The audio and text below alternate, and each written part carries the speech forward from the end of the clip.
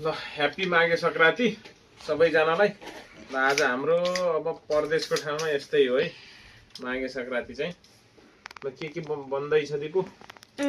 Start गर्नु पर्यो। यहाँ छ मटर पनीर। ल ठीक छ, माघे संक्रान्ति सबैले अनि राम्रोसँग मनाउनु होला। अनि यो सेलरोटी, खिचड़ी है, बटुक है और ग्रेवी चिकन, फ्राइड चिकन, तरुल, शकरखंडा और देखिए पापा सेलरोटी कैसे खा रहे हैं।